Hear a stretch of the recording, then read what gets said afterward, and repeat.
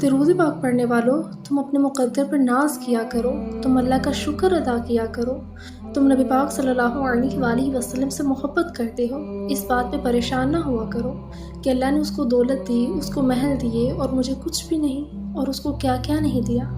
تمہیں تو اپنے مقدر پہ ناز کرنا چاہیے کہ اللہ نے اس کو دولت دی، لیکن اللہ کے پاس جو سب سے بڑی دولت ہے نا، وہ ہے نبی پاک صلی اللہ علیہ وآلہ وسلم کی محبت۔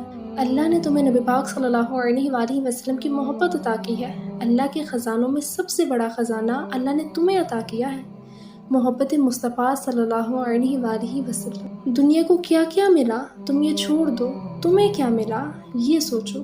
درود پاک پڑھنا کوئی عام بات نہیں ہے۔ درود پاک کو سمجھنے والوں کو یہ مقام ملا کہ انہوں نے پھر جاگتی آنکھوں سے نہ جانے کتنی بار نبی پاک صلی اللہ علیہ وآلہ وسلم کا دیدار کیا۔ سبحان اللہ۔ درود پاک پڑھنے والوں کو پھر یہ نعمت بھی ملی کہ ان کے منہ سے نکلنے سے پہلے ہی اللہ نے ان کو عطا کر دیا۔ درود پاک پڑھا کریں، کثرت سے پڑھا کریں، کیونکہ درود پاک ہمارے لیے نجات کا ذریعہ ہے۔